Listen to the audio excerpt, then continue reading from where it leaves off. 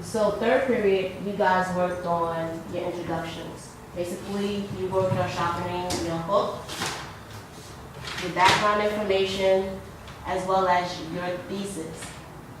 Now, remember when I told you that your introduction is what grabs your reader's attention? Jocelyn, please put the phone away. I need your attention. Thank you. Thank you.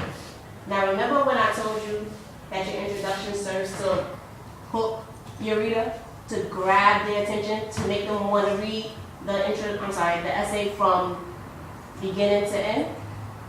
Well, here's a challenge with your conclusion. Your conclusion makes your reader, it basically leaves your reader with a lasting thought. It makes them wish that that essay was actually a book. That's how engaging and that's how much of a bang you have to hit your reader with in your conclusion. Now, just like the introduction, as you have learned in the literary essay unit, the conclusion has 3 parts. You have to restate your claim, provide all of your, what was it? Okay, let me restart. You have to restate your claim, provide all of your main points that was discussed in each body paragraph, and it ends with an even sharper claim that will make the reader say, wow, oh my gosh, I wish this was a book. So let's look at this exemplar conclusion. Now, this student starts by restating her thesis. The United States cannot justify making life better for themselves by torturing thousands of animals per year to perform unreliable laboratory experiments. And then she continues by summarizing the points that were made in each of her body paragraphs. Guys, please lower your computers for me. Lower your laptop covers, please.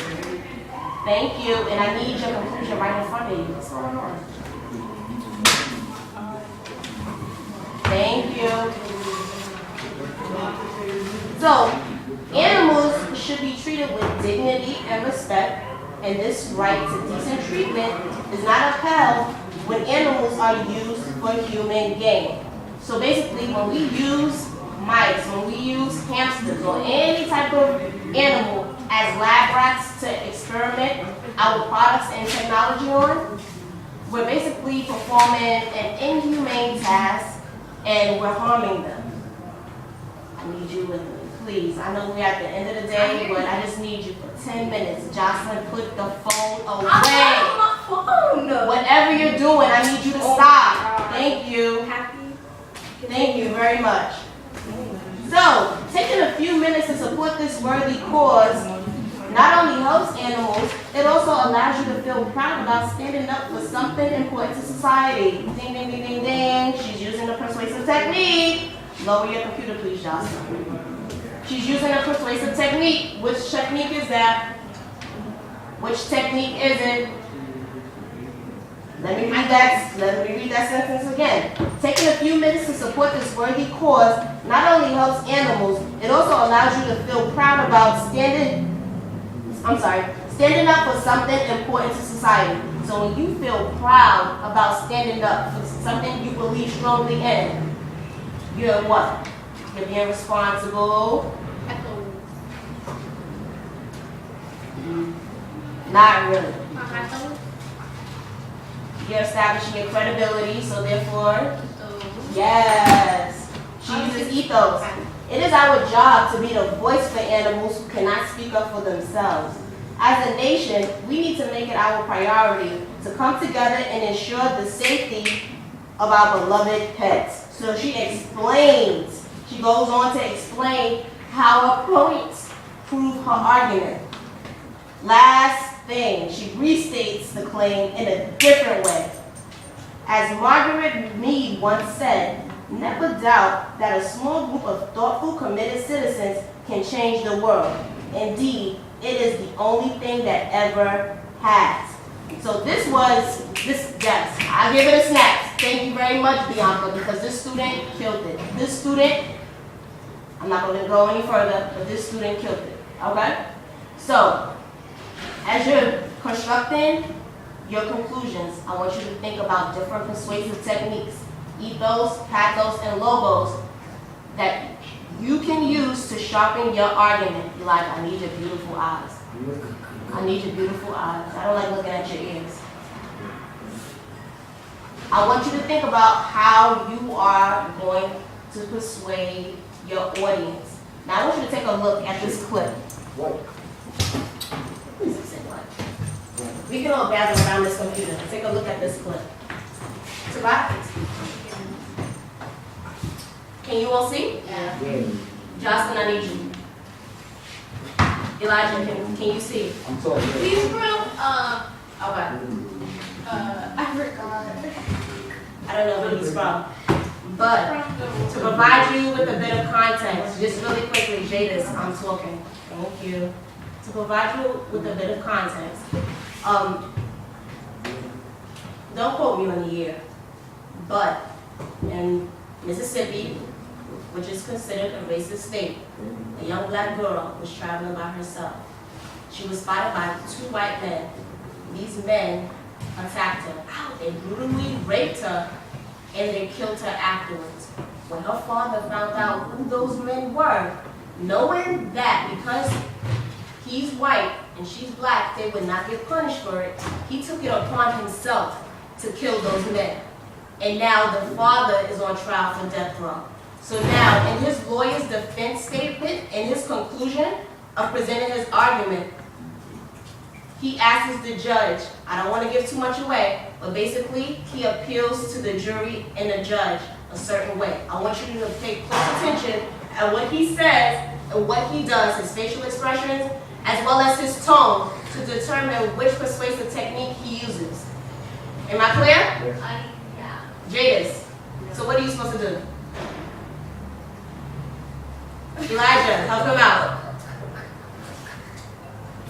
So should I reiterate? I got it. Yes, take it for the team, Bianca. So you, in the video, you need to figure out what persuasive points is he talking about. Does he make? Okay, cool.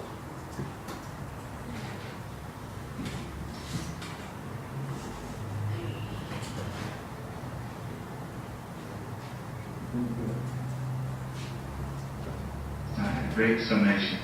All worked out. It was some sharp lawyer. And I'm not going to read it. I'm going to apologize. I am young and I am inexperienced. But you cannot hold Carl Lee Haley responsible for my shortcomings. You see, in all this legal maneuvering, something has gotten lost. And that something is the truth.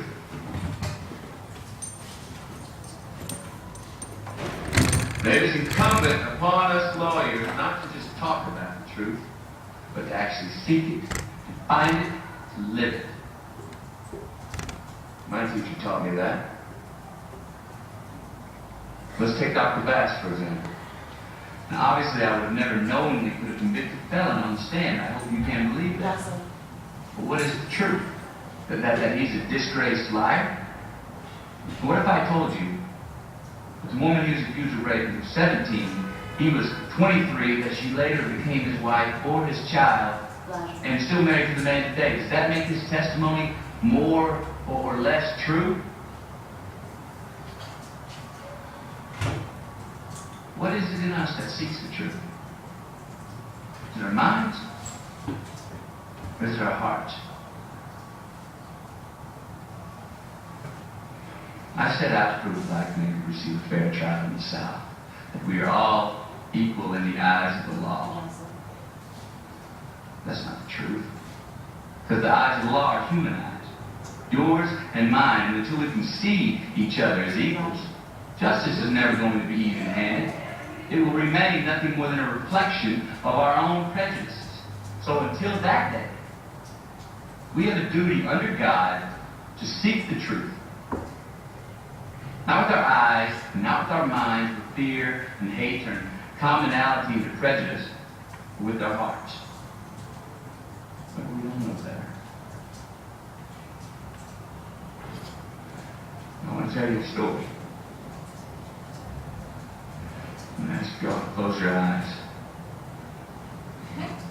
I'll tell you this You story. don't have to close your eyes this time. But I want you to pay close I attention want you to listen to me. to what I want he's you to saying. listen yourselves.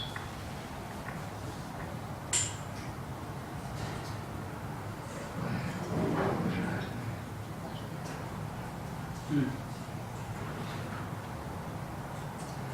This is a story about a little girl walking home from the grocery store one Sunday afternoon.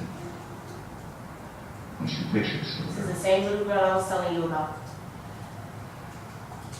Suddenly a truck races on. Two men jump out and drive her. Drag her into a nearby field. And they tie her up. This little girl was tied up. And they rip her clothes from her body. Fog of drunken breath and sweat. So these guys were drunk. And they're gone. And that's the father. Sat used for target practice. They start throwing full bare hands at her. Throwing so hard. Tears her flesh all the way to her bones.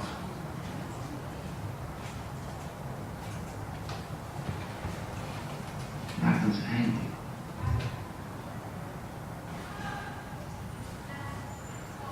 At the rope.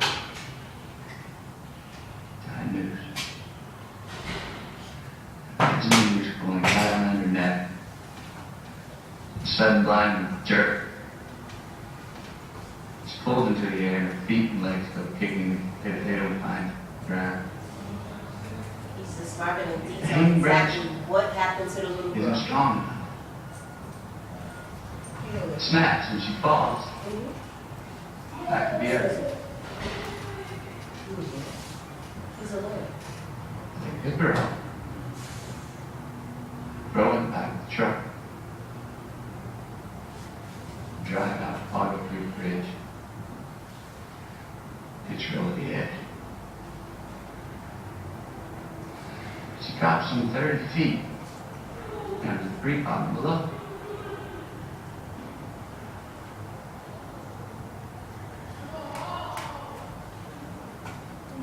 Can you see her? Remember, everybody's eyes are closed. Now see how he switches their perspective. He does it right now. Picture a little girl. At his face, he's hurt. He's not racist, he's representing a black man.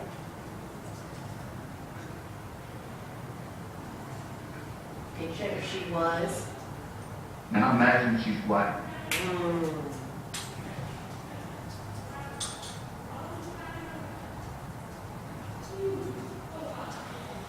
You see how everyone comes to the realization that this was a heinous crime, irregardless to race? Now, if you guys were sitting on the jury, would you find the father guilty or innocent?